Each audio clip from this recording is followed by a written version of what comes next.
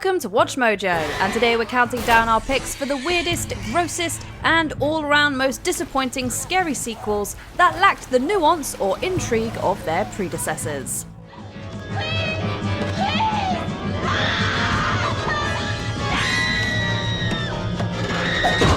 Number 10, The Exorcist, Believer. Demons, ghouls, and monsters have nothing on the scariest thing of all, bad reboots. It's all the worst here because Believer isn't just a lousy horror film, it's a lousy Exorcist film.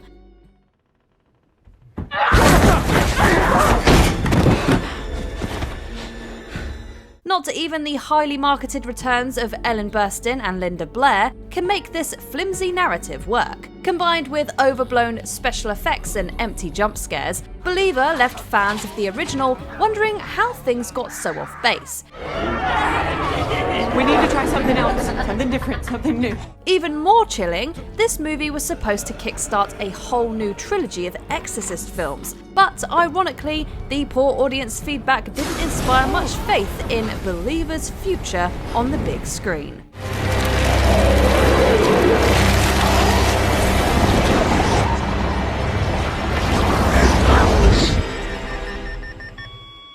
Number 9, the return of the Texas Chainsaw Massacre. While Leatherface and his signature chainsaw are always a treat, this time the blood-spurting mayhem was peppered with just as many meta quips and clever gags.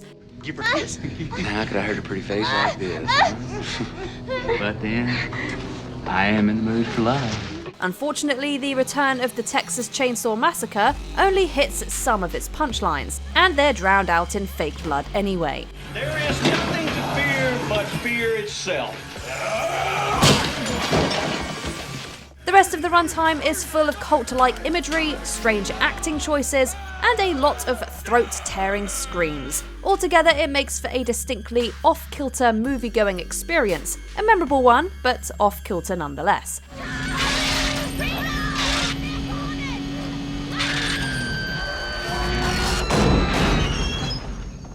It's worth a watch to see a young Renee Zellweger and Matthew McConaughey pay their dues, but if you're hoping for a real Texas Chainsaw Massacre movie, you're better off looking elsewhere. Number 8, Guinea Pig 2, Flower of Flesh and Blood. Do not let your guard down just because this movie has guinea pig in the title. On the contrary, Flower of Flesh and Blood is a ruthlessly brutal endurance test at the multiplex. Let's just say you'll want to watch it with a bath bucket nearby.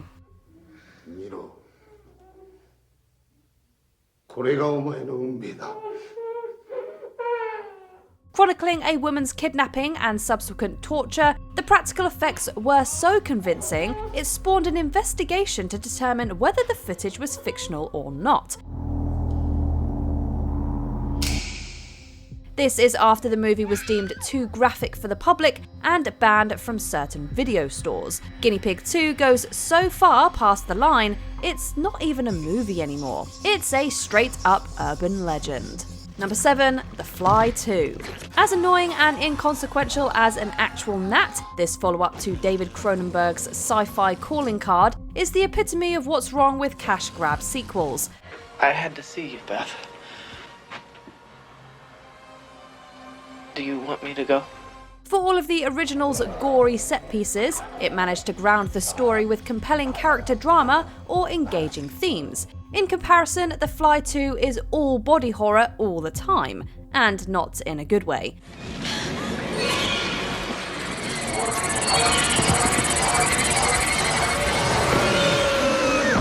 By unceremoniously abandoning the legacy characters, it's obvious this gross-out gore fest was only made to milk the franchise's legacy. The Fly 2 certainly has some squirm-inducing moments, but as a sequel to one of the best monster movies ever made, we expected fewer prosthetics and much more charm.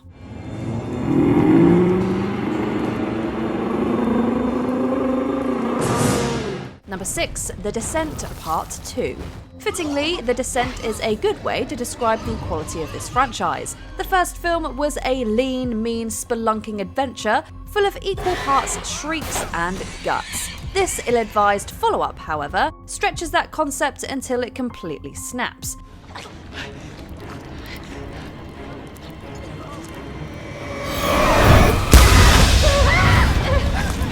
The Descent Part 2 suffers from the cardinal sin of bad sequels, which is doing the same thing, just worse.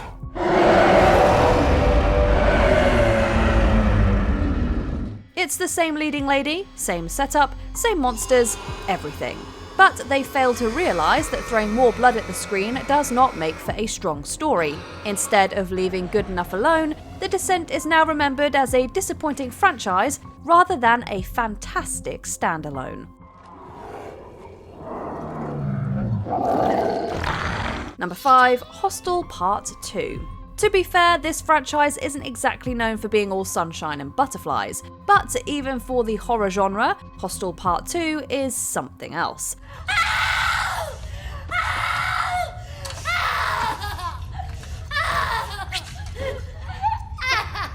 Picking up the same plot threads of its predecessor, it follows the exploits of a few unwitting tourists who find themselves in a glorified slaughterhouse. In other words, it's a 90-minute excuse to film some of the most gruesome scenes in cinematic history.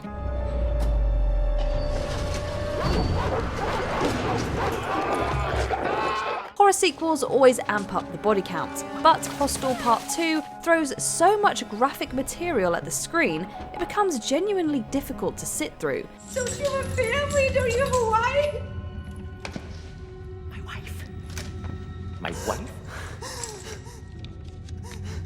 I'm not allowed to kill my wife. This is one vacation that should have stopped after the first leg. Number 4, The Final Destination. Not to be confused with the first film, Final Destination, this is strictly The Final Destination, which is a pretty good metaphor for how eye-rolling this movie is.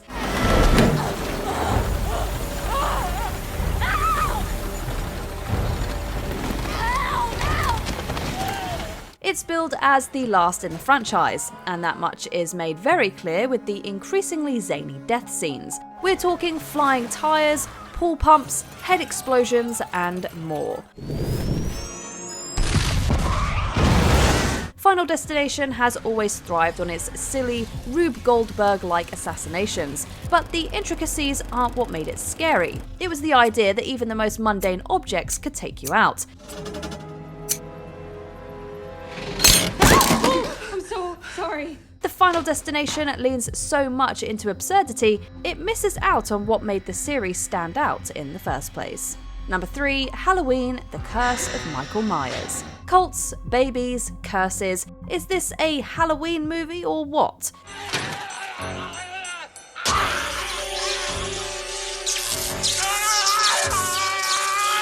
Michael Myers' MO is about as straightforward as you can get. He's a guy in a mask who terrifies babysitters with a butcher knife. Enough said. Despite that, Halloween spends its entire 6th installment retconning its iconic villain with a bunch of needlessly boring lore.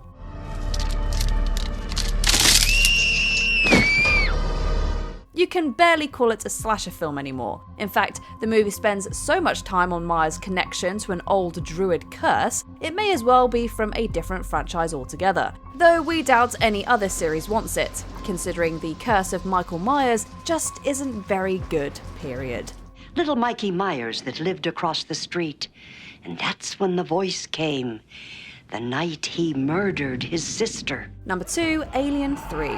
Shooting without a finished script never goes well. If you need convincing, just watch Alien 3. That is, assuming you can make it through without yawning or throwing your remote at the screen.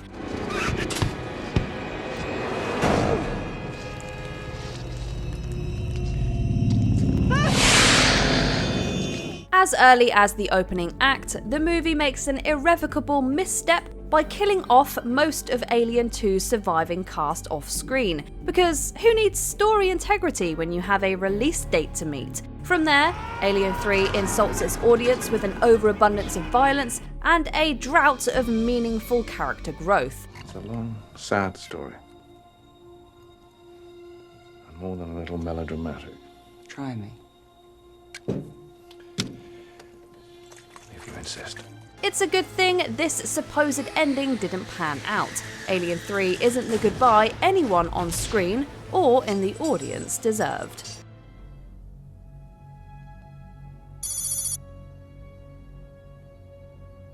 Before we continue, be sure to subscribe to our channel and ring the bell to get notified about our latest videos. You have the option to be notified for occasional videos or all of them.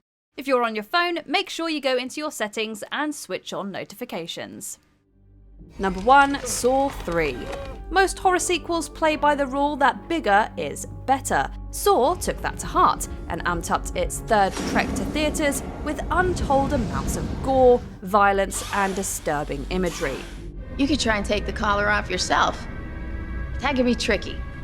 Slightest knock in the wrong place could trigger it. I should know. The franchise's gnarly impulses peaked here, and for the sake of our eyes, that's a good thing. Even for an R-rated film, Saw 3 pushes the absolute limit of what a mainstream movie can get away with. Then, just when you think it can't get any grislier, Jigsaw brings out the rack. Need we say any more?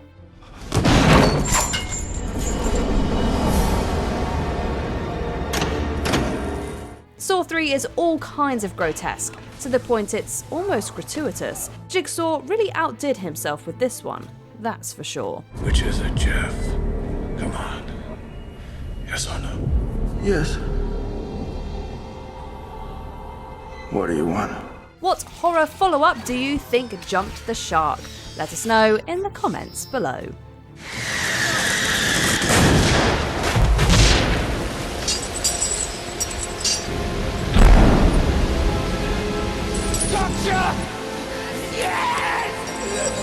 Did you enjoy this video? Check out these other clips from WatchMojo and be sure to subscribe and ring the bell to be notified about our latest videos.